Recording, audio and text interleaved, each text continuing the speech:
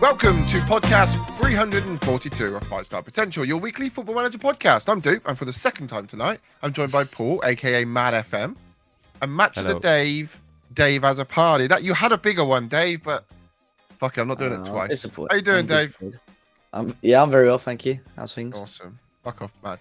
On this week's show, we'll be checking in with how some of our saves are doing. We'll be talking about the FM24 Data update, which, spoilers, has literally just dropped about half an hour ago on the day of recording, along with some of our own suggestions of players who we've noticed have received some significant upgrades from the SI research team.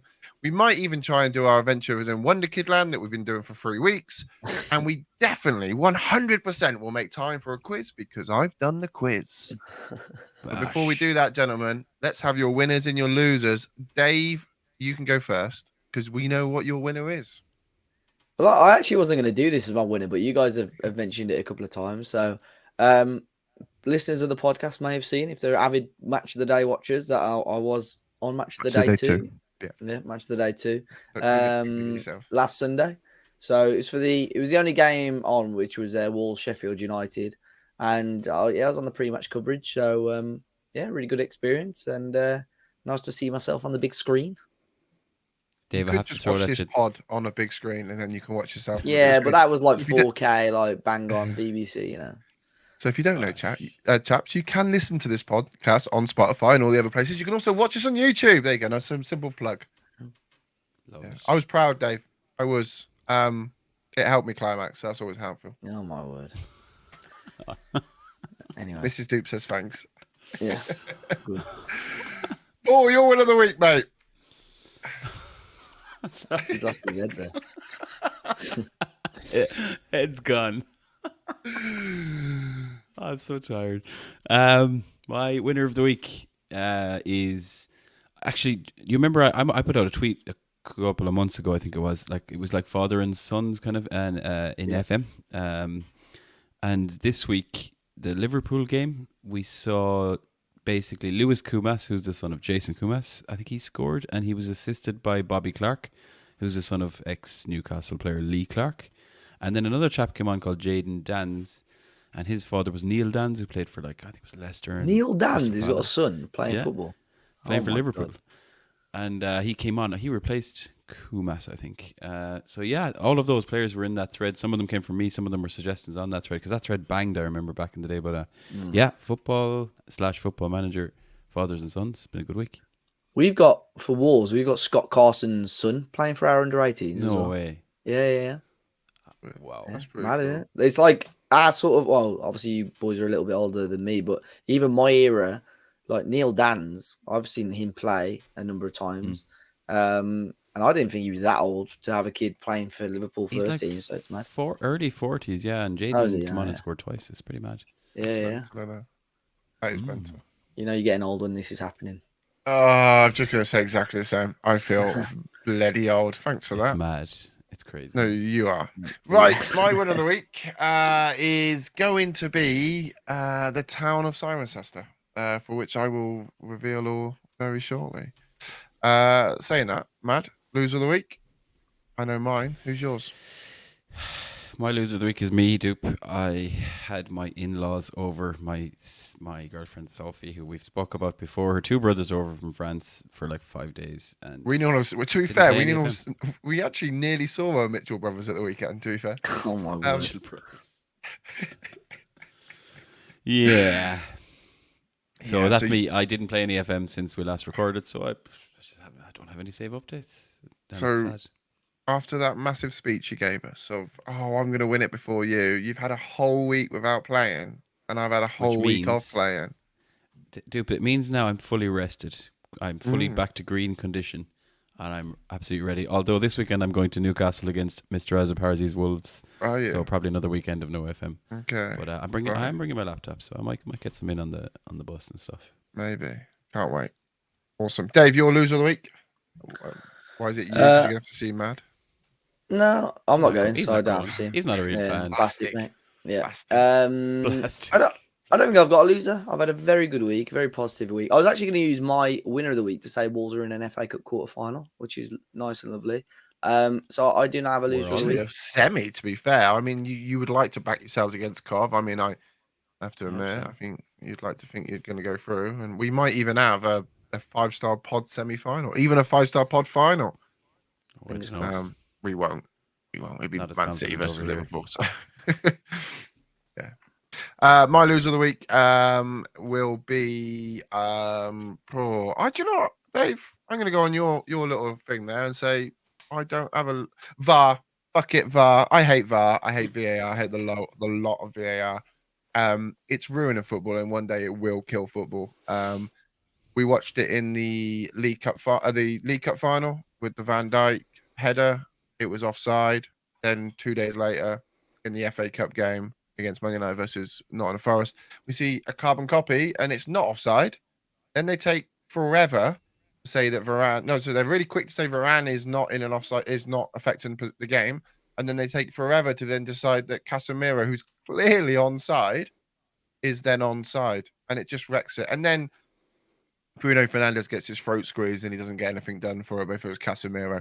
Anyway, we've heard that before. Dave, take it away. Save updates, mate, before I get too angry. No, I probably haven't played as much Football Manager as I would have wanted to over the last week or so, but still got a good chunk of the season done. Pretty much finished the group stage of the Copa Libertadores now, so just smashed through that group, to be honest. I've just been drawn against Estudiantes from Argentina, who are a pretty good team as well. They're top of the Argentinian league at the moment, so it's going to be a tough task, but I think I'm more than strong enough to hopefully go and beat them anyway. In terms of, I think where we left off last time, I just smashed that Sao Paulo State Championship, finished unbeaten at the top. But then I think the top, it's weird. It's like in a league format, but then it's broken into group stages as well. So basically, you're going to a semi-final, and I lost out in the semi-final in the end, which it was frustrating because I obviously would have wanted to win the tournament, especially after I won every single league game. But it wasn't to be. So now our full focus really is on, my full focus is on the Copa Libertadores, but obviously we've got the league to focus on and the Brazilian Cup as well. So I'm in the quarterfinal of the Brazilian Cup already, which is nice. In the league, it's been a slow start. I've had 11 league games so far, 6 wins, 2 draws, 3 losses. So 20 points. But it's weird. It takes a long time for you to sort of see where you are in the league because a lot of teams, due to being in different competitions, there's like so many games in hand. Like I'm looking now, the team in third have played 8 games, whereas everyone else around them has played like 11 or 12 games. So it's going to be a big swing later on in the season anyway. So it's been a steady start. Could have been a little bit better, but like at the end of the day, my sole focus is on the Copa Libertadores. In regards to transfers, because the transfer window wasn't quite shut, I don't think last time. I'd signed a new gen from Racing in Argentina, a really talented young player called Hugo Ramirez. But I really wanted to bolster the wide areas. I felt like the wing was one area that I wanted to add a bit more experience in. And I ended up getting Galeno, who's a really talented player. Obviously scored against Arsenal IRL a few weeks ago. But he's 32, but still physically very good, very quick player, still technically and mentally great as well. Tried him a couple of times, but his agent was really playing hard to get, really. In regards, he was desperate. He was like, Galeno will only sign if he's playing attacking midfield left. And I don't play with an attacking midfield left. So I left it for now, then went back in and removed that straight away. And we sort of negotiated and I got a contract done. So his contract was up at the end of the season. So I ended up agreeing a contract, then signing him for about 600K. He's been okay, but unfortunately he's had a couple of long injuries and I'm already seeing his physical start to drop that little bit. So he's a good sign. I think the squad is strong. I'm just trying to get a good amount of consistency from the team. I still think I've got to strengthen when the next transfer window opens because I'm not 100% satisfied with my side so far, but it's going as well as it can be. I really need to try and get a lot more FM play this week. I've slowed down a lot over the last couple of weeks. Not too sure why. I haven't really played that much at work, to be honest, like I was a few weeks ago. But in terms of just after work as well, I've just been ultra busy. Not really been playing it in bed or even sat at my computer to play it much, to be honest. So still making progress, just a little bit slower than planned. But so far, so good, I suppose.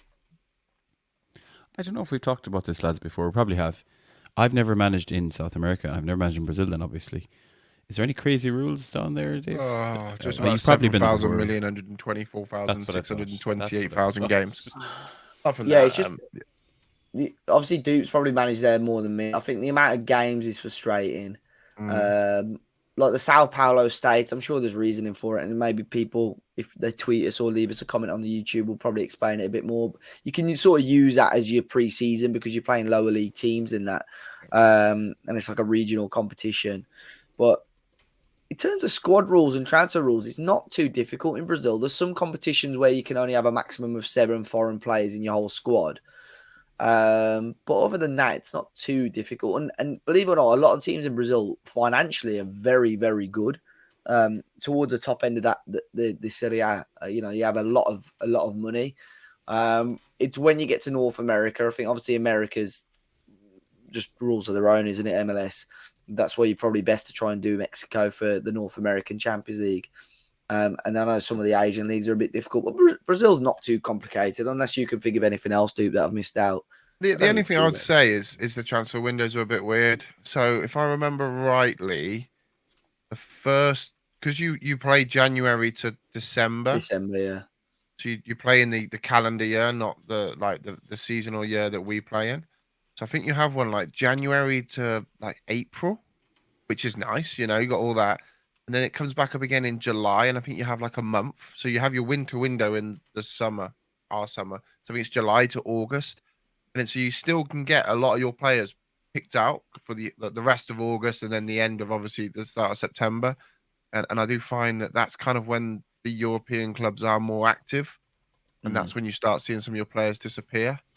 But yeah, I don't think there's many that you're allowed. I think you're only allowed to loan out X amount of players as well. If I remember right, I think it's only like 6 or 7 over 22s you're allowed to manage to loan out to foreign club. So I think that's quite a tricky one. But the one thing is like squad sizes are massive, so that's really handy. I think you can have like about 6,000 players, so that's really helpful. But yeah, they are quite strict. And I think like in that winter window, you can only add. I'm off memory. I think it's like 5 or 6 or maybe even 7 players you can only add in that window. So if you lose a load of players you're into, you still can only sign a handful. So yeah, it's pretty tricky, but it is enjoyable. It's just a ton of games, and you've got to be in it for the long haul. And also you've got to know the codes for all the teams because you play with 3-letter words and it's quite annoying.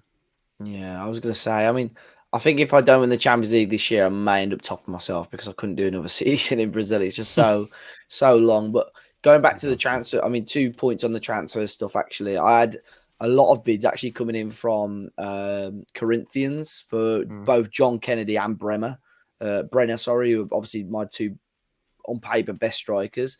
And they were coming in on deadline day and I was rejecting them, and then they come in for a higher bid and I'd reject that, and then they come back in for the other one. So they kept bidding like a lot of money. And I think sort of going back to my point I made last week, saying that I was almost selling players just because I thought it was a half decent deal, rather than me actually thinking I don't need to sell him. He's a good player. I need to keep him if I want to win the Champions League. So I think if I knew I was going to be at Bragantino for like 4 or 5 years, I probably would have cashed in on one of them because they're offering over 30 million for them. But, because I want to win it ASAP, I just didn't decide to cash in. But I had an issue last season where, going back to your point in regards to the summer transfer window, where our window shut and I only had one senior goalkeeper, and a lot of English Premier League teams were bidding for my goalkeeper and unsettling him. I was like, shit. So, and he did have a release clause, so I was quite fortunate with that, really. But that is one thing that can be a little bit frustrating, to be fair. So I need to be prepared for that as well this season. But I mean, I know we've just spoken about a lot of negatives there, but don't be put off by it. Like, it is fun. South America is really it's fun. really funny. Yeah. If you want to kind of dip your toes in, then potentially go to Argentina first. It makes no sense, but there's more teams in a league, but you actually only end up playing every team once in the league, I think, if I remember rightly. And then it kind of goes into 2 groups, and then it splits down a bit easier. But don't be put off by South America. I think there's going to be. It won't be long before there's a long-term save of mine in South America because I do enjoy it. I've just been very unfortunate that the 2 times I've done the Pentagon, I've kind of got in and got out before kind of making a proper go at it. So yeah, it is interesting. I tell you, talking about that and kind of just going on a bit of a tangent as well. Like, don't be afraid to go out and try these different sorts of leagues and nations. One of my favorite nations I've managed in the recent history is Mexico. I really enjoyed my time in Mexico. Maybe not in this Pentagon because I got Chivas and I didn't know you could only sign Mexicans at Chivas, but like it's pretty cool. Like there's some really good fun, really good new gens as well. And there's some really good teams in Mexico. And actually, when the more and more you play, the more and more that the MLS becomes better, and then it's a more and more challenging time. But yeah, that's a very short season. They kind of have an opening league where you play every team once, and then you go into like the top half play like knockout rounds until they find a winner, and then you do the same for the close, which is always quite interesting when you have a look at like a club season history summary because the fucking lines go up, down, up, fucking down. I saw that in Mexico as well with a team. Yeah, it's really confusing because they have two dots per season because it's where they finished in the close and the opener. But yeah, I recommend going to Mexico as well. Mad, you should try it. You should try different leagues, almost like an idiot abroad. Argentina, I've seen blogs and stuff on Argentina. It's interested me. I was going to actually ask you, like, is there similarities between, let's say, Brazil and Argentina? Are they all the league rules and how they like vastly different? And Argentina's a bit wild as well. But again, I need to figure it out. Yeah, I'll be honest. I'm not as clued up on Argentina as I am South America as Brazil, but Joe would be. Joe would be a better bet, to be fair, because obviously he had quite a good fun with Raz in Argentina, but I think Brazil is slightly better than Argentina, if I remember rightly. In terms of quality, Brazil's better as well. I think, like you can see, even on my side, the values of Argentinians are like really low compared to good Brazilian players. And I think it was the last 8 or the last 4 at least in the Copa Libertadores were all Brazilian on mine as well. I think I remember last time I completed the Pentagon, I was stuck it with. I think I was at River Plate for a while. I had a really, really good team, but just couldn't compete with the Brazilian sides. I ended up joining Corinthians to get it done in the end. So, still, if for a Pentagon, I would probably sway towards Brazil. But if you wanted to do a general save, I think Argentina will still be really fun because the quality of play that you get there is really, really good. I always thought what would be quite interesting on these Pentagons that people do, and like me and David done, is to do like second tier Pentagons and don't do the top tier. So don't go to Brazil and South America. Go to fucking Paraguay or something like that, and make it even harder. Not that Paraguay got like popping up with some good players on here, like the young striker signing in Paraguay. But yeah, I think it would because it's quite obviously easy take a lot longer. That'd be quite cool to do. Yeah, because I've gone Japan, South Africa, Brazil. Go to Mexico, go to England, and that's probably one of your easiest things. And you can probably get it done in 10 seasons if you really got lucky, maybe 15. But like, imagine if you did like the second tier. So instead of winning like the Libertadores, you had to win you have to help me with it, Dave. What's the second tier competition in South America? Sudamericana. Yeah. Then you've got the one in Africa. You've got the second best. Which is what I can't remember again what that's called, but where's that? The second best Champions League in South Africa. What's like the lower Confederation one? Cup? Yeah. Yeah. So those sorts of ones as well. Then you got the Europa League to go around and do it. Just there's so many different ways you can mix up saves and stuff. But I have to admit, especially Dave will tell you as well, that these Pentagons are just insane. To be able to have a little play and a little knowledge around some different saves and different leagues. This year, I know Football Manager introduced the Japanese leagues, but I've been blown away with how good they were when I did my time there and how good those new gens are going to come out of that nation because they were insane. I'm the same with Sweden now. Like, there's a lot of Swedish players I've seen through the save. And we talked about Lucas Bergvall a couple of weeks ago, but you're seeing tweets, you're seeing some of the scouts, like the Twitter scouts, for example, just they're ballers, like so. Yeah, it's class. It's good to go to different countries. Yeah, definitely, 100%. Yeah, and it's good to put you outside that comfort zone, right? Definitely, because Definitely. it's so easy just to go. Oh, we're gonna go Premier League, Wolverhampton Wanderers, Man United, Newcastle, that sort of shit. It's easy, isn't it? It's Yeah. good. I There think you the go. thing is with these as well, like I always think when you start a new save or doing, excuse me, a journeyman or Pentagon type challenge, I think the scariest thing is that you join in the team and you don't know any players.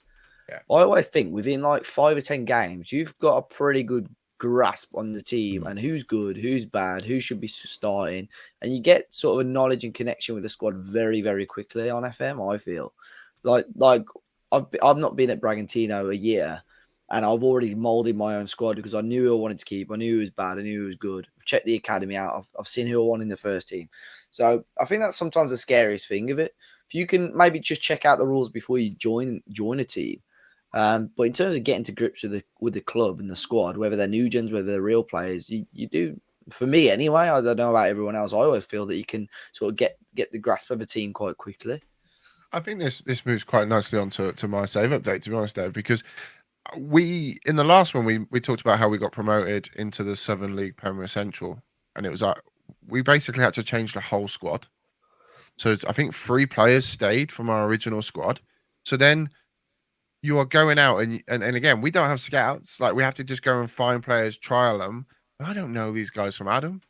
And like it's just such a wonderful way of playing the game that you pick up these little guys and you're picking up the narratives that these chaps have played. And then again, at the end of this season that we'll talk about shortly, I've had to do exactly the same. I think 3 players stayed again, maybe 4. And now I'm having to go out and find new players every single season, brand new players I've never heard of. Because we're at the level now where like I don't know these guys. We might get the odd guy that, oh look, he played for Wolves and back in in the youth days, and now we look at him here, and you might know who he is, but I ain't got a clue. Yeah. But people do get worried. I think people do kind of clamp up with it, right? And go, oh no, I don't know who it is. I don't know who it is. I know there's a function you can actually click play with like non-real players. We talked about that before, I remember. Yeah, We all but said we wanted to try it. We really need to. I have tried it. And actually, again, this is a bit of a tangent. So what it does is it has every Premier League. Folks, let's take Manchester. Let's take who's license? Man City, yeah, Man City license. So let's take Man City. So what it will do is you'll have a Norwegian striker called Bryce McBrysonson or something stupid like that. You'll have a Belgium 30-year-old in the midfield that will be called like Stephen Pina. I don't know where that name comes, but you know what I mean? Yeah, it was so fair, yeah. You do know who they are. When you But don't know really go anyone elsewhere. in South Africa, Dave, like your knowledge of players is just non-existent. You have to go out and find them. And what it does do is I think it like hones your skills and it hones the way that you find players, because you can't rely. Oh, I need a left winger. Oh, Jeremy Doku, Julian Duranville. All these guys that we know and love that FM Wonder kids that play out on the left. You can't do that there. You have to go and find them. Okay, you got scouts. So how do you do that? You have to then go set your scouts up to do what your scouts want to do. Well, I can't even afford scouts to do that. So I have to go and ask my director of football. I have to go and trial players. I have to get them as many friendly as I can to hurry up to learn their attributes. It just hones the way you play the game. So sometimes pushing that belt out a little bit really does kind of, 2 steps back, make 3 steps forward, sort of thing. I think as well with that, I did it more so in South Africa. Was when I needed a specific position, I actually went on and some people that play the game are going to be very analytical and like the statistical side of things. I understand it, but I don't really get into it so much.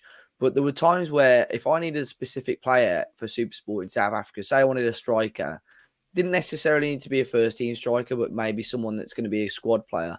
I'd look over in the Premier Division or even the First Division at times, see who was scoring the most goals in the First Division, who could make the step up, and then maybe look at things like XG or shots per game and stuff. And then obviously I'd have a few of his attributes there, but not a huge amount, and sort of base my scout reports or get my scouts to get me some more info on those players. So sometimes it's just, I know it sounds like a lot of effort sometimes, but it's generally like 30, 45 seconds just clicking on a division, checking out some of the top scorers or players that have had the most shots, or if you're looking at defensive things, players that have won the most headers or won the most tackles, and just trying to pick different players out that way as well. Obviously, you got your scouting network, and if you're a big team or a team with a good scouting budget, it's going to be a lot easier. But sometimes you just got to, go out your way a little bit more, and it doesn't take a lot of time to pick out these sort of players, and it adds a good element of the game to it as well. You're not going to get a 100% record. I've signed players before by doing that, and they've done a job for me for 6 months, but I probably spent a little bit too much money on them. But sometimes you'll come across a gem where you either know you're going to make money in the future, or they do have a big impact on your team as well. Yeah, and I think as well, I mean, we've gone way on a tangent from the Penty, but It's good. like, this is what we do. Like, if you're managing the Premier League or a big club, it's going to take a good few seasons, but before you get that sense and that feeling of, I've unearthed a gem that no one else has.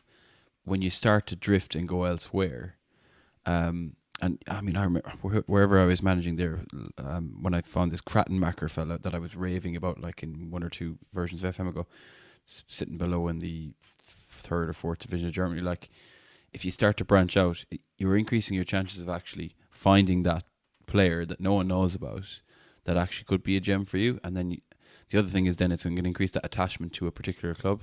And I love this, and Sophie's on to me by now, lads, but finding a club that you potentially could like go on holidays and coincidentally managed to swing by. There was a famous story of some chap who managed to convince his wife to go to Bulgaria because he'd been managing some second-tier Bulgarian team for like 15 seasons in FM. And he was like, I'm just going out for the day, going to do a bit of shopping. And he went to a game and left her at the hotel, Can But I like, just yeah, say, I got an pretty easier cool. way of doing that, man.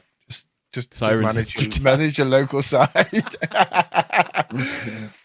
Hell of an easier commute, mate. Honestly, a lot easier fair. You commute. save a bit of money. You do.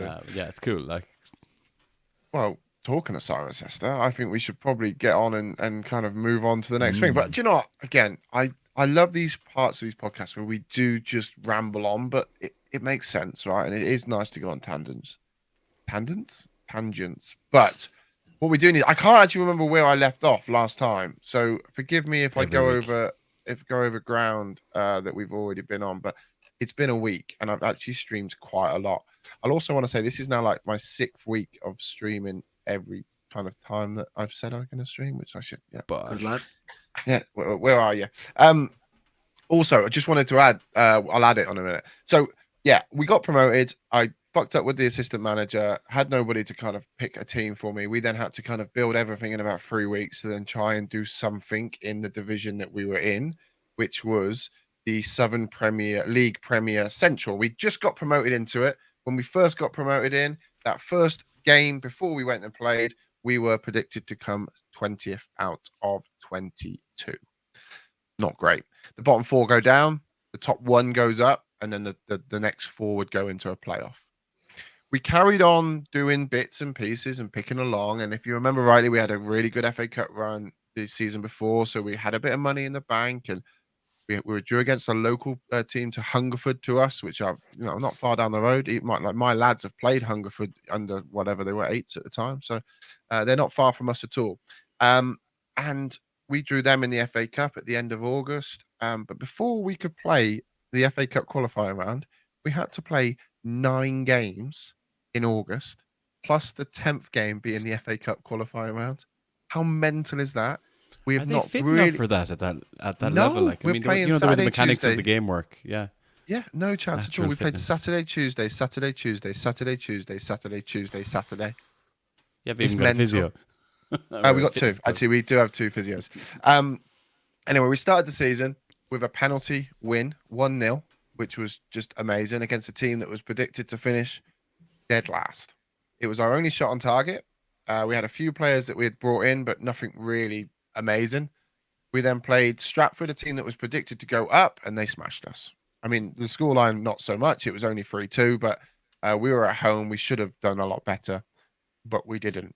We then had 8 games to play, and we won every single game in August. And we started clicking. We started bringing some players in. One of the big players, literally, that we brought in was a chap called Dylan Barkers, who a few people have mentioned to me that they know this, that they've picked this guy up before. But in real life, he plays at Hereford. I'm not sure this season or last season. He played as a DM support. 6'4", 16 jumping reach, 10 heading. Put him up front. He's scored a lot. No, I still played him as DM, but he scored a lot of goals. I'll be completely open and honest with you. And we just kind of plodded along. We did all right in the FA Cup. We did get knocked out in the second qualifying round. Our chairman just wanted us to get through the first qualifying round, so we were happy. We actually went out to Havant and Waterlooville, which, if we remember rightly, they actually had a big tie once against Liverpool, right? If I remember rightly. We didn't do very well in the FA Trophy either. We only got to the first round. So we didn't have these massive cup ties to help us with the money. But luckily, our money from the season before was really good. We got to December and we were kind of 5th, 6th in the league, pushing to top of the league because we had quite a bad September with other games. And then we went on a run. And the run was pretty mental. We didn't lose a single game in January. We only lost one in February. We didn't lose a game in March. We didn't lose a game in April. We actually won every single game in March and April, bar one, which we drew 1-1, which saw us go up as champions, which is mental. To go back-to-back promotions, never thought we were going to do it. 42 games played. We won 30 of them, drew 7, lost 5. We scored 95 goals. We conceded 42, which was actually second best, which for us is really good. And we finished on 97 points. That is Cirencester Town's highest ever finish, ever. We've never in real life got any higher than we have got right now. And we had Curtie on a couple of weeks ago, and we mentioned it with Curtie. I am now a favoured personnel at Cirencester Town. Brilliant. We still have about 300 grand in the bank. Brilliant. Now, the big decision was, were we going to be putting the Vanarama National League South or North? Now, the question I want to ask you two, and whether this, I mean, we probably won't know the answer, but it's just logic. Obviously, you've got all these different expenses. One of the expenses is something that I've been kind of going into a bit more on my stream because of the fact that I say we've got no money. We had no money at the start of the season, at the start of the save, right? Under expenditure, there was a thing called travel cost. Right, and it tells you how much you spend on traveling. It also tells you that there is like stuff like non-footballing costs and all these sorts of things. But the one I want to focus on mainly is travel cost. If we were in the north, so Cirencester is very much in the south. We're on the basically just north of the M4 corridor. If you don't know where M4 is, it's right at the bottom. Okay, so in theory, the south would make sense, but because of the difference of things can happen, we could have been put in the north. And I wanted to know how much more you reckon it could have been. Like if we were put in the north, we're in the south. But there's teams like right up fucking north that we're talking about. How much more it would have cost us as a club if we got put into that division rather than this division, and whether the football manager takes that into consideration. I know that's a really nerdy way of looking at it, but I kind of sat there and I was like, I kind of want to see what would happen. So, for example, there's teams such as Scarborough, Kings Lynn, there's Altrincham. All these teams are about 2.5, 3 hours away from Cirencester. And then, in fact, we're going to be playing Bath City. We're going to be playing teams like Slough, which are only just down the road for us.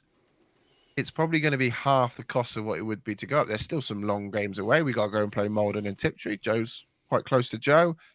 Chelmsford again, quite close to Joe. That's sort of M4 corridor, M25. It's a really nerdy way of looking at it, but I'd love to kind of get my head around it and work out, actually, would it cost a shit ton more and have the game helped us out by putting us in the south? It would be interesting to see if there was a big impact on that. Proper nerdy, though, I don't think it would. I think, like you mentioned, teams like Kings Lynn, that's a jawn, that is. Like, I mean, I don't know for you, but like from West Midlands and stuff, it's mad. I've worked at Kings Lynn before, it's a horrible and there's just journey. no nice way of going. Whereas, like from yours, or from let's say from Cirencester, I think it's a little bit easier to get up north in terms of road, like some stuff. So it might. It depends. I think that there are some teams, like if say for argument's sake, you've got North and you've got South Shields for argument's sake, that's like a mad journey in it, really. But I don't know. Yeah, it'd be interesting to see. I don't think it's not going to be tens of thousands, but it's just something like, it's another layer to the game that, again, I'm quite nerdy in the way I look into the game. It's not going to stop me from sleeping. But it would probably matter a whole lot more, Zoop, if you hadn't got that extra cash, you know, the FA Cup run, and Yeah, like, if you, do probably. you know what I mean? You'd be keeping a lot closer eye on it Yeah, because you're counting definitely. pennies. Yeah, But we're but talking I would about assume it counts. Yeah. yeah, we're talking about the fact that obviously trying to sign players. So I actually was left with my left back, my right back, and my centre back, and an attack midfielder. That was it. Everyone else disappeared. So we had to start trying to sign players. And now what we have got the joys of, for example, the Southern Premier that we were in. There's like 8 leagues that are on the same level, and the top 2 go. You know, they fill those slots. So all I could do was if I needed a striker, I just go across the other 7 leagues and look to see who scored the most. And it kind of gives you a little inclination of, oh, they're quite a good player sort of thing, or they should be able to step up. Problem is, everybody could step up, and everybody that wanted to come and join us, we were paying like last year, I think our wage bill was about 6K a week.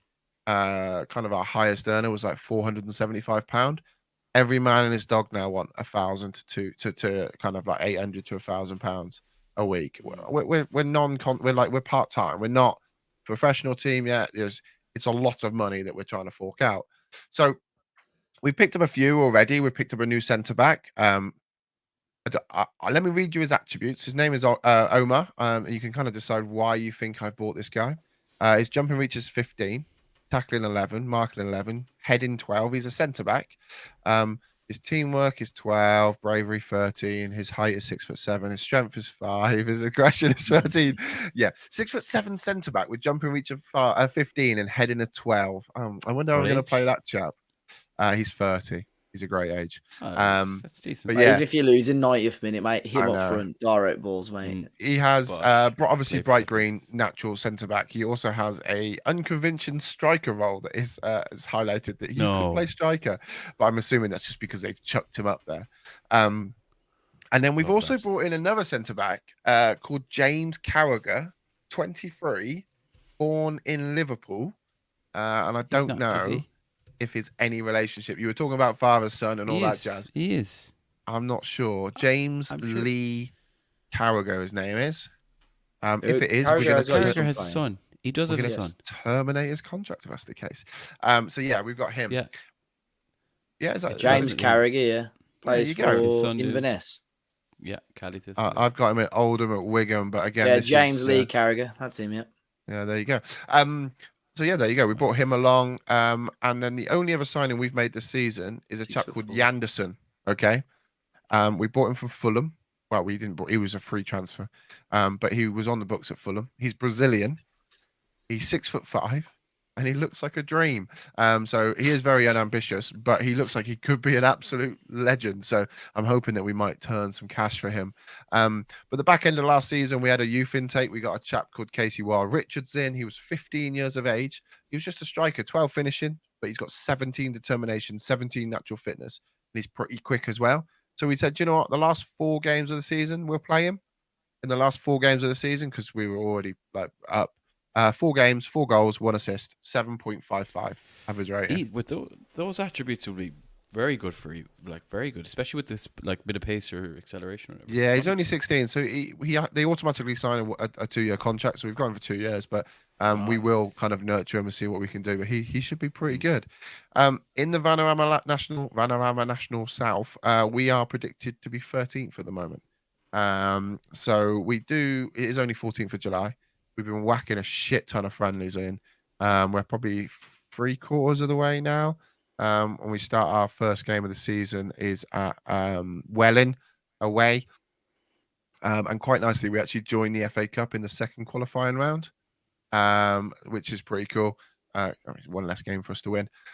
But yeah, that's pretty much it, really. We're not gonna shift too much from the system. We have thought about bringing one of the wingers in because we've picked up a chap late of last year called Owen Hesketh, which is a chap that ex-Wolves. There you go. Yeah, he came in at the end of the season with about 20 games to go, and he hit the ground running. He scored 7 goals, 5 assists from that kind of shadow striker role. Basically, we had no wingers, and all our wingers were out apart from one. So I decided to bring the inside forward as a shadow striker, but on the right-hand side of the 3, thinking he's going to do a very similar kind of job as an inside forward, and then ask him to kind of get out wide, and he was awesome.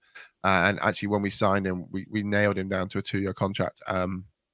he might even be one of those players that would sort of shift, because at the moment he is valued at 200k, which could be quite beneficial for us, seeing as our bank balance is 317,000. We've been given a 14 grand budget for wage budget, so we've kind of doubled that for this year. So yeah, we've got 77,000 people on loan on trial at the moment, and we're just trying to work our way through. But we are one step closer, and we got promoted this year, and Mad didn't. So winner, winner. I kind of can't get promoted, but anyway. Question for Dave. Dave, last week Duke made a big bold statement that he thinks he could win Champions League before me, and I'm managing Swedish Allsvenskan Premier League club. I've been in the Champions League 2 seasons in a row. Now Duke does play a lot more and probably faster than me, obviously. Can I just also add this before you ask this question, right? Okay. Because at the start of the season, last season, I was adamant we were not going to get promoted. I said that if we get promoted, I'll do a 24-hour stream, which I have been reminded of. Okay, 24 hours is pretty much a season, and that will be happening very soon. They have now signed me up to, if I get promoted from the Vanarama National League South at the first occasion, we've got to do a 30-hour stream. I haven't actually said yes to that yet. We'll see. I'll say yes if we're not predicted to kind of come in the top 5. But that's like another season and a half. So that could be kind of before the end of March. I could be another 5 seasons in. By the way, Matt. Okay. Before you ask your question, sorry, I just thought I'd add that. No, I'm looking at the calendar here because from the 1st of April onwards, I'll have a lot more free time on my hands, as I mentioned last week. But I just wanted to check on Dave. Dave, you were basically saying he hasn't a chance of getting there quicker than me. Do you still feel that way based on he's got another promotion already and he's going to play a lot of FM between now and I've still got faith in you, man, but the fact that you've not touched the game and he's smashed through another season. Fair point. It's the odds are, I'm a league team now. You know what I mean? I'm in the Vanarama now. I'm in actual league that when you open the box up. So when do you start getting worried, Mad? Like what division? How many 5? Dude, what are you five promotions? Yeah, 5 promotions from the Premier League. No, even if you get championships are really hard league to get. And that's consecutive. And then even if you get Premier, there's a lot. But the one thing I will say, like definitely, without making excuses, you do play like a hell of a lot and really fast, which is like. It's a great way for you to get such a hard save through because you're really good at smashing through it, and I'm just not as good at that because I'm too fucking slow at playing. So did you say you're not as good as FM as me? Is that what you said? No, definitely not as fast as you do for many things, but that's for another podcast. But my question to you is obviously, do you know what? I've had a few people in the chat this week mentioning it because obviously it was quite a big deal on the pod last week, and I mean. Behind the scenes, and I'll be honest with you now, I don't personally think I'm going to win it before you. I said in my stream that I was doing it to try and rekindle your fire, rekindle your love. He's doubling back. He's doubling back. Hang on. However, I want to know what league I've got to be in and what position I got to be in for when you've got to start getting a little bit worried. Because in theory, if you're saying, oh yeah, but April, I'm going to have a load of time on my hand to play a load of games, I've potentially got, I reckon, my normal month of streaming of March, because I've got nothing on in March. So my normal month normally takes me 2 weeks to do a season. Yeah. So let's say that's 2 more seasons, plus a 24-hour, that's 3 seasons. I could be in the championship before you start doing your bit more extra time on my hands. Would you start getting worried in the championship? Would you start getting worried when I get to League One? Would you start getting worried? I don't even think I'd be that worried. I don't even think I'd be that worried in the championship because even at that, you've got X number of seasons to get out of it, and then surviving the Premier League. But let's just say, on the off chance this season I get promoted, next season I get promoted, that would have you. I'll be in the National League. Yeah, I'll then get to National League. Let's just say I then get promoted again, so I'm in League 2. Not worried. Then I'm in League 1. Right. Then it's April. You're then going to play a game quite a lot. I've then got 2 more seasons in April. I get promoted out of League 1 into the Championship, and then I get promoted out of the Championship to Premier League by May. I've then that's too many back-to-backs. It's Forest Green. I'm just going to say Forest Green. I took a team that got promoted from the National League. So they got promoted the season before, obviously, and I took them as a fresh team. And I got back to back promotions up to the Premier League. I'm building a team every single year. Club. A much smaller club than Forest Green. It's not that far off, to be fair. I'm building a club every single year just to get promoted. So like I'm not building longevity at the moment. I'm not trying to buy players in that's gonna like get them in and just sell them off. My focus is I've got 13 grand a week just to get us promoted. I think I could get us promoted this season. And then we're in the National League. Not worried at all. We'll see. I'm intrigued. I genuinely I feel that I feel this is going to be a very difficult challenge, but hopefully it will make you kind of wake up and think. Actually, well, it'll definitely give us something to chew on for each week for the rest of time. Right. I'll do a 24 every week if I have to. Do you know what? Like I saw the FM Winter Data update drop, and I was like, okay. I want to start at some point. I'll have a new set. I didn't. Not that I want to right now, but I was kind of like, okay, that usually is when you starting to think about what might be next. But I'm miles away from that because I'll probably just end up sticking with the save just so we can fucking have the banter. See? This is what it does. This is what it does, man. But I obviously need to play the game, so we might just start there and start small. Yeah, maybe start there. Yeah. Okay. Super. I think that's probably it for Simon's Sister. We're gonna get promoted this season. Gonna then do 5 on the back, smash mad, and then I'm gonna fly to Ireland and shit in his letterbox. Right. Okay. Moving on. As mentioned on the day of recording, we have seen the official FM24 Winter Update drop. And while SI have dropped their own list of players, which had some substantial attribute upgrades, including likes of Victor Boniface, Oscar Bob, and some of our earlier ventures in Wonder Kid Land players, we thought we'd highlight a few names that we've noticed that have had an upgrade. I've noticed that I've just missed out the names I can't pronounce. So, Dave, talk us through your guy and who it is. Yeah, the names Duke missed out that FM had mentioned. No, I meant the ones that you picked here. Yeah, wait. Sammy Schmodix, Wonder Kid Lands, Mateus Kvistgarden, maybe. I've picked out Victor Gyökeres, so Swedish striker, playing for Sporting at the moment. He's possibly obviously he joined Sporting from Coventry in the summer. I'm interested in this because Wolves were, as per, one of the many teams heavily interested in him in the summer. And I think there were a lot of English teams that were like sort of scared to take the punt on him. And obviously a lot of English teams with FFP and stuff have, been careful. But Gyökeres, due to his form IRL, has had a really, really big upgrade in the January update. And I think, I think Sporting will do very well. If he continues his form, Sporting will do very well to keep him. So, I mean, you look at him now in game. If you're watching on YouTube, I'll make sure I put it up on the screen, the comparisons, but looks a very, very good forward now. So he's 6'2", physically unbelievable because he's, for someone that tall, he's got 15 pace and acceleration, stamina at 19, natural fitness 20, strength 18.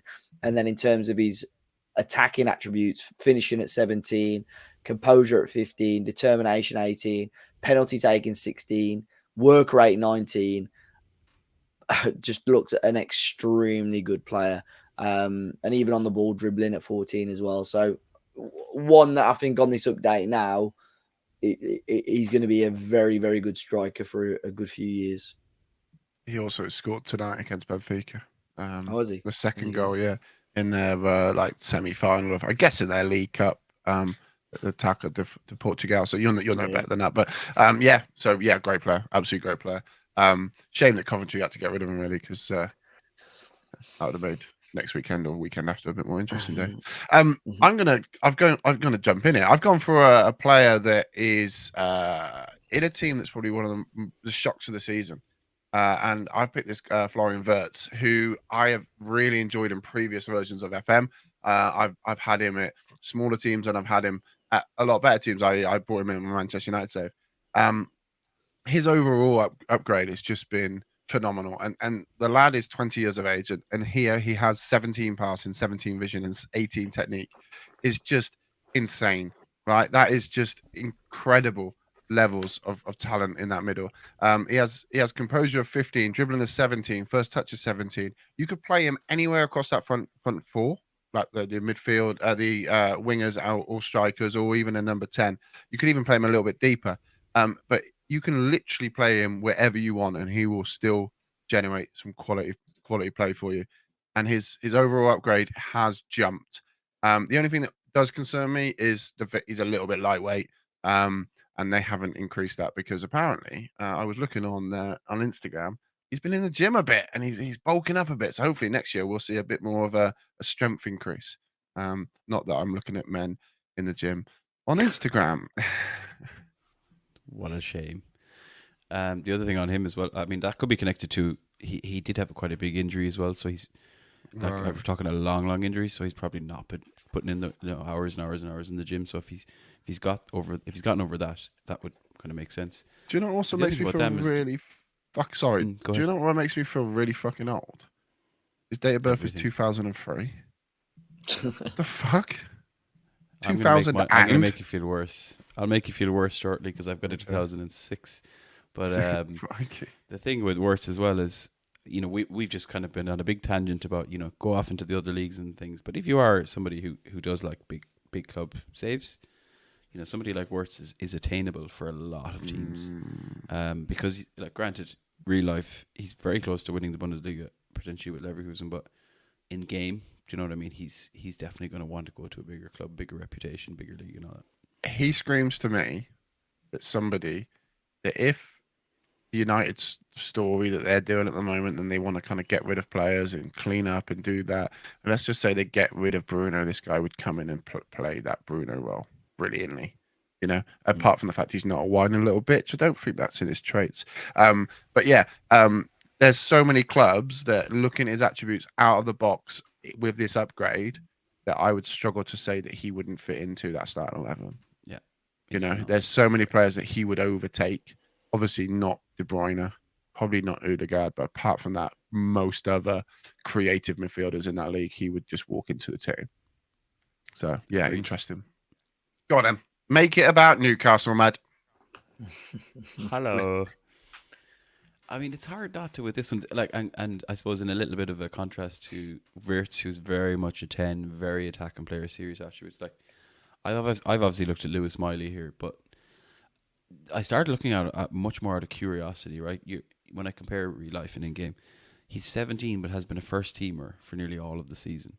So like when you're thinking about ability versus potential, I know in game already before the data update he had quite decent potential. Seen him progress in game quite well. He stays in Newcastle generally, and his value goes quite high. But I suppose what's interesting to me is I can see when I look at the profile side by side, there's a couple of things that have gone down.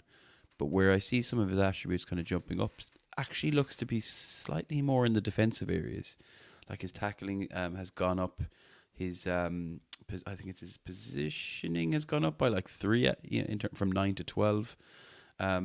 Physically, you can see like kind of double figures now for all his physical attributes, whereas before that wasn't the case, including fitness. Basically, what I'm seeing is like he's getting to be more first team ready, and he's still only 17 in the beginning of a save, if that makes sense. And that's more aligning. So I think definitely, like, you know, if you take a kind of a look back, definitely much more rounded midfielder and a more ready midfielder in game.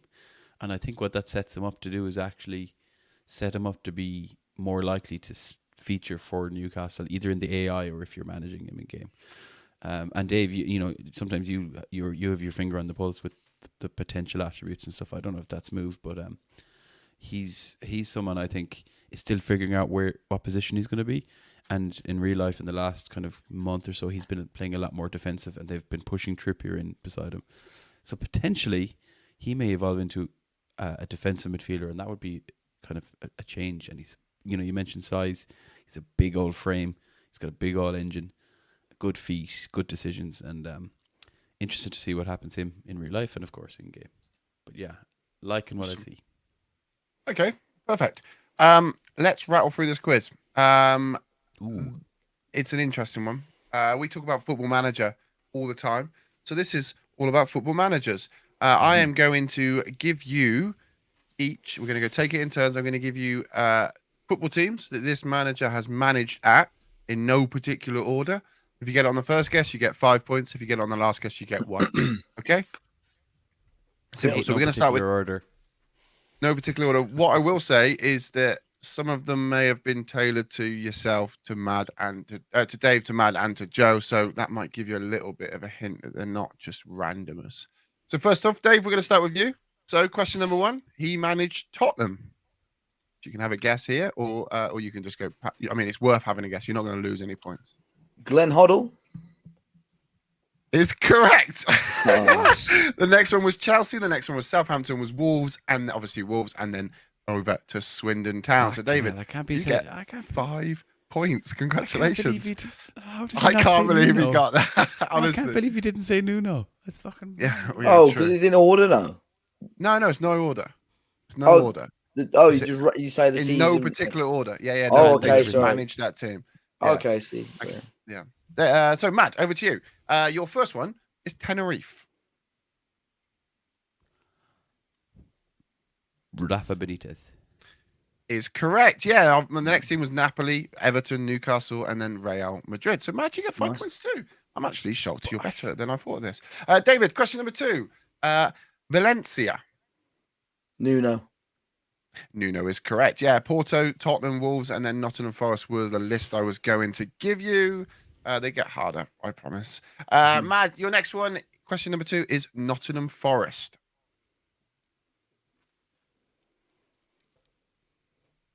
I already hate this. Okay. We can pass if you don't know. We should not pass. It's okay. Take your time. We're not in a rush. Did he say like how far back in life he's going with this? Nope. No? Nope. Are some Are you going of these? Could some of these be West Ham as well, though? Yep, some of them could be West Ham, and I'll also say some of them could be some that people have already answered as because they've got long job lists. So Nottingham Forest is your number 5. Would you like to have a guess or just pass? Because we have got 9 each. So Pass. number 4 would be Norwich City.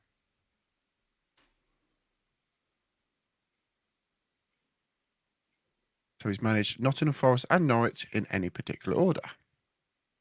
Fucking hell. Okay, I'm going to give you number 3 because you're not Pass. going to get it. This one's going to help you. He also managed Newcastle United. Really didn't want you to say that. He's managed Norwich Forest, Newcastle.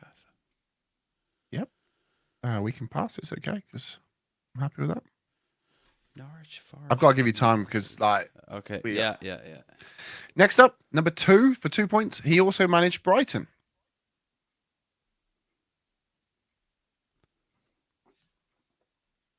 God, Dave, do you know this? It sounds like it should be obvious. It is pretty obvious. Okay. Chris Hughton. I don't know. Is correct, Mad. Yeah. Yes, the next one I was going to give you was Ghana. Mad, you get 2 points for that one. Well done. You got that on Brighton. Dave, next one. You have Real Madrid B. Lopetegui.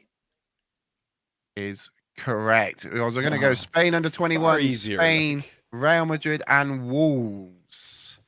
Dave gets I 5 thought you were points. going to catch me out with the B because I knew he managed the first team. I didn't know. There's going to be some more in a bit. Question number 3 for Mad. You need to catch up. Your first one is Derby County. There's no -1 or anything here, is there? No, I no, know. just I know guess. this one. I know this one straight away. It's Derby County. Derby County. I'm gonna go very old school on this. I think. Oh no, wait. Can I try? No, it's not him. Is it Glenn Roeder? I don't know. Is that your guess? Yes. Incorrect. QPR for 4 points.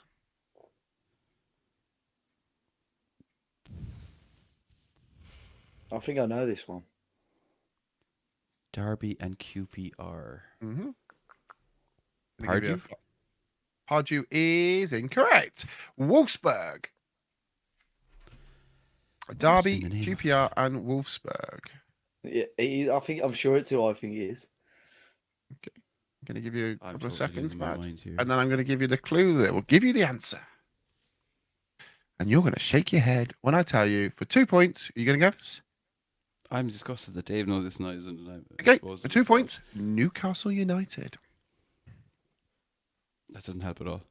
No, I know. The Can last I guess the one. team at one point in a minute? Did you say Yeah, Wolfsburg, well, Derby, and QPR, QPR? Derby, Wolfsburg, Newcastle. I For know 2 you were points, saying this as well. Newcastle. I can give you the 1 point clue.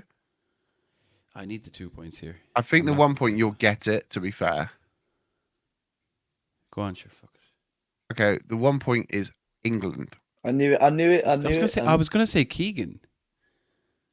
Is that No? your final answer? Allardyce? One guess. One guess. Who are you guessing? Yeah, I've thrown Keegan out there. Keegan is incorrect, Dave. I guess Steve McLaren.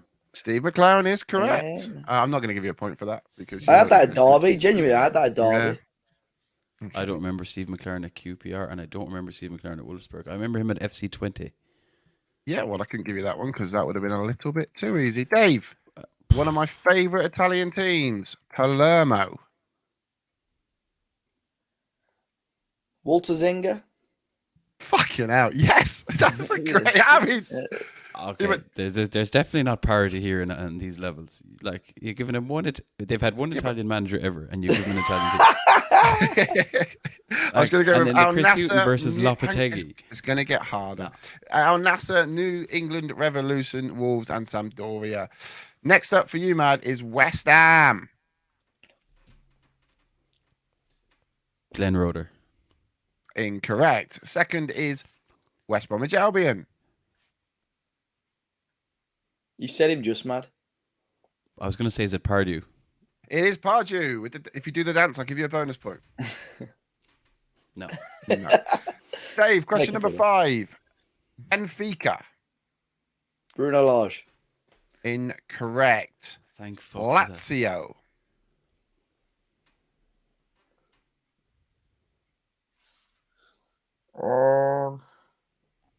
Just remember, they could be anyone now. It could be anyone. They might not have managed your team. They might not have managed Mad's team or Joe's team or my team. It could be anyone. Benfica. This is where you claw back, Mad. Lazio. Benfica and Lazio. No? Not Fonseca. Nope. For 3 points, Mexico. Aguirre, is it? Xavier Aguirre? Now, I'm not going to put a name down that I can't pronounce. Next up, you might get it here. For 2 points, Leicester City. Oh, that changes things, actually. Leicester and a Benfica. Benfica, Lazio, Mexico, Leicester City. Oh, You don't get minus points. If you think a guess, you can guess it. Claudio Ranieri. Incorrect. And the last one is England. Benfica, Lazio, Oh. Mexico, Leicester, and England. It's not Robson, is it? It's not Robson. No. Who is it, Mad? Sven? Sangori Eriksson. Correct. I I didn't knew know the that. Benfica Can I have one. 3 Ah, I points, didn't please? No. Your one. You can claw some back now. Dave has gone. He's gone blank. Question number 5 for you, Mad. Derby County. Don't say fucking Glen Roeder. Fuck it. God rest his soul. It has to be him eventually. So I can just guess. I might as well just guess randomly, Yes. Yeah. really. Moyes. Incorrect. Has he managed Derby? No, he hasn't. I just- I'm just choosing random. Leeds United. Allardyce. Incorrect. Remember, this could be anyone in history, right? For 3 points, Brighton. Oh no, this now. Derby, Leeds, and Brighton. Derby, Leeds, Brighton. Brighton's thrown me off, actually, and I wrote this, by the way. Yeah, I'm not good at Brighton. Like before. Did he definitely manage at Chris- Brighton? He definitely managed made at it. Brighton for 1 year. And Brighton and Leeds and Derby, Leeds and. Did Dave, say do you Leeds know and Derby? this? No, not after he said 1 year, Brian. It's like carry on. Yeah. 2 points, Nottingham Forest. Derby, Leeds, Brighton, Nottingham Forest. Oh.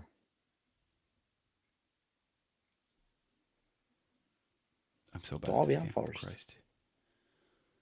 Derby and Forest. Forest is probably his most famous club, to be fair.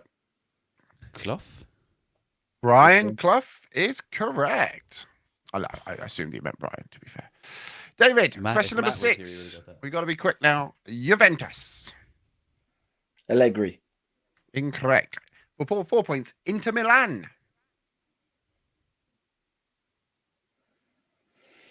Capello. There's so many. No, that is incorrect. Next up is the Italian national team. Crap with Italians. What was Zenga would like to say no. Mm. Mancini. Incorrect. He's then gone over to, well, I don't know when, but he went to Tottenham.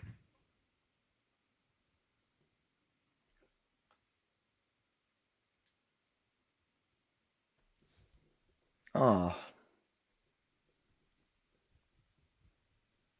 Oh, Over here. Conte. Here. Over here. Monte is correcto mundo. The last one I was going to give you was Chelsea. Next up for Mad, it's Juventus. This is all so random and crazy.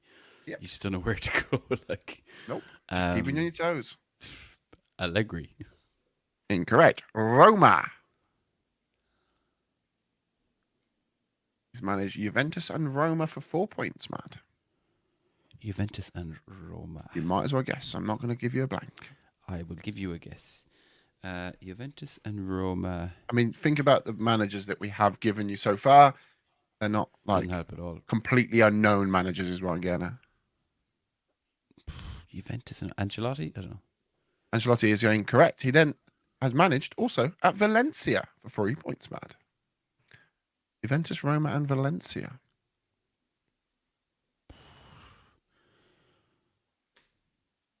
Valencia. That's very Yeah. fucking random. Italian manager Valencia. All I can If think you're is pissing Gattuso, this- but you're it couldn't be pissing this, by Gattuso. the way. No, it's not Gattuso. Next up is Chelsea. Juventus, Roma, Valencia, and Chelsea. 2 points.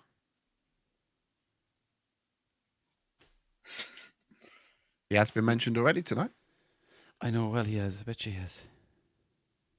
It's not Walter Zenga. Juventus, Roma, Valencia, and Chelsea. So much easier when you got the answers in front of you, isn't It it? definitely is way easier when you've danced in front of you. Fucking Chelsea and all their managers just drive you insane. Okay, we'll give you 1 point, Mad, because you're going to get it on this one. Leicester City. oh. Oh, do you know what? You were Briefly you were came into my mind. you were Ranieri, going to of say course it is. Ranieri, of course it is. I You couldn't do get a Mancini point out of my from head. there. Mancini was stuck in my head. I don't know why. I That's couldn't a get it out. shame.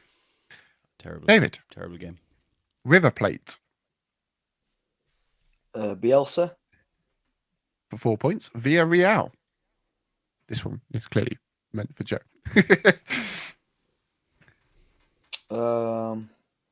San Pauli. For 3 points, West Ham.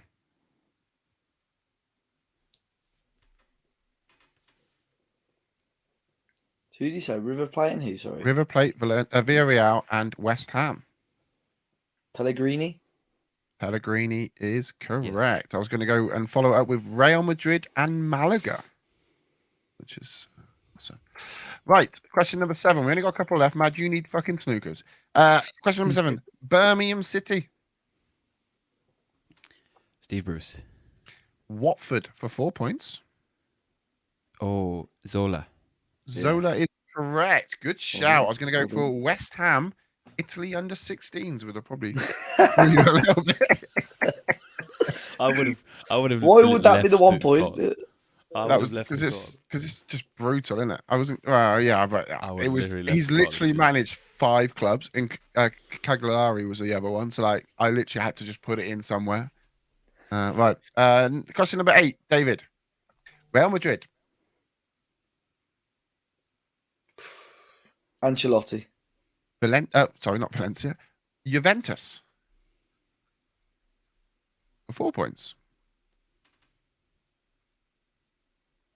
Allegri. For 3 points, AC Milan. Ancelotti. You said that for the first No. guess. You said that the first time. I'm not gonna take that guess, Dave. Capello.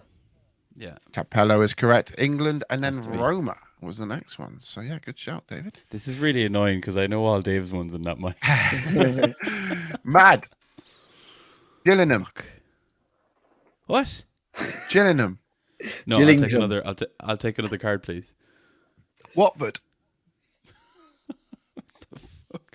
Roy Hodgson. Norwich for 3 points. No. Jesus Christ. I think I know who this Watford and is. Norwich. Is he for real? I see Dave knows. Ah, fuck this. No, is Mad Gillingham said this tonight? No comment. I've said every manager that's ever managed. I know it is. tonight. And this is why it's fucking Right. funny. Norwich for 3 points. For 2, Mad. Sorry, can I have just Okay. Gillingham, Gillingham, Watford. Watford. Norwich. And then for 2 points, Newcastle City. Newcastle United. Glenn fucking Roder. Can't do it. God rest your soul.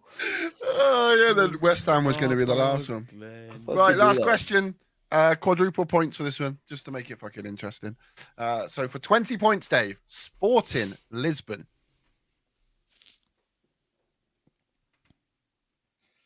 Mad, yours is gettable as well, by the way. I know, but I want to guess now for his one. Sporting.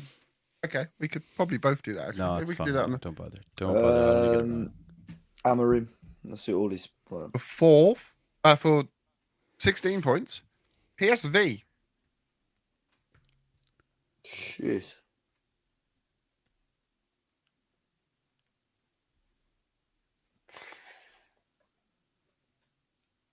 Robson. Is correct. Amazing, Dave. That's class. Which Right. Robson is he No. gone for now? Which It's Robson Bobby is he gone Robson. for? Is it actually? Yeah. I He gave meant you it. Clough. Well, I was going to I say gave Brighton, was I? Yeah, but He it meant actually Brian. is Yeah, he Bobby. meant Brian. He Yeah. definitely- meant Sporting, Sporting. PSV, Ipswich, Newcastle, and then England. Oh, mate. I even tried to make it so Mad could win, but he's not going to. didn't Mad, give a your chance final yet. question. Southampton. Souness. Fuck, of all the Southampton managers, and he's got to manage 5 clubs. It's never going to be. I've got Souness. Newcastle stuck in my head still. Do you know what I mean? Birmingham City. Southampton and Birmingham. I know this, actually. Dave, fuck off now. One of the clubs Well, is West Ham, that's all I'll tell you. Southampton, Birmingham, and West Ham. It's not West Ham.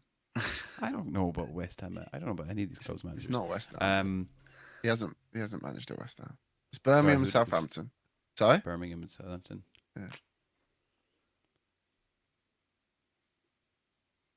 Go on. I don't know, man. Pass. Okay, for 12 points, West Ham. I absolutely hate this quiz. More Okay, than for life. 8 points, Tottenham Hotspur. I'm getting lost now with all the teams actually up. Okay. Southampton, Spurs. Birmingham, West Ham, and Tottenham Hotspur. Southampton, West Ham, Birmingham, and Spurs. Southampton, West Ham, Birmingham, Spurs. Do you know what, Dave? Yeah. I knew it as soon as I Saves think the water, every lads. person in the car is I'm shouting so at you fucking right now. tired, dude. I'm so tired. Do you want the last one? Because this Uh, will give it away. Why not? QPR. Is Portsmouth. Harry Redknapp? Yes. Yeah. Yes. Well done, Mad. Well done. I'll give you I'm 4 tired. points for that one. Mad, you finished that quiz on 24 points. No, I didn't. I finished in second place. Dave, you finished that quiz on 40 points. So, Hey. yeah, well done. Winner of the quiz is David. I'm sorry now, but highly contestable when I'm getting random English managers and Dave gets who's that one Italian that managed Wolves and who's that other Yeah, but I one didn't know he Spanish managed person that Wolves. managed I Wolves. just guessed. To be fair, if he said New Ridiculous England fucking Revolution talk. first, no way would I have got it. I know, but that's what I mean. He's giving you Palermo and he's giving you Real Madrid, and it's like Sounds like there's I a mean- sore loser on today's podcast, dude. It was fine when I gave no. you Tenerife and you knew it was Rafa Benitez, wasn't it? I agreed. Yeah. was- I to think, be fair, that I'll was be a honest, lucky Mad, guess. if I had to do the quiz, Nottingham Forest, my first guess would have been Chris Hooton. Derby County would have been Steve McClaren. Like that, I would have got those I easy. knew the Steve one. I'm going to quote you, Dupe. It's easy when you've got the answers in front of you. It is, mate. No, I thought, I yeah, know. no, okay. Good Hopefully quiz. My that- brain is fucked after it. I Something a genuinely, bit it was a different. good quiz. Something a bit different. I can't take all the credit. I saw it on TikTok. That brings episode, not the actual quiz. I had to make the quiz, but I saw the idea on TikTok. Dave's mate, the boyfriend they did the quiz with, That brings episode 342 to a close. You can find the links of each of us in the podcast description or by visiting 5starpotential.com, where you can find all of our latest Football Manager content. 5-Star Potential is available on YouTube's, iTunes, Spotify, and most other popular podcast apps and platforms with a new podcast released every single week. Thank you all for listening. There'll be more from us next week. Say goodbye, folks. Goodbye, folks. Goodbye, folks. Out of Leela's saying. You can't fucking publish that. Are you serious? Yes, you can.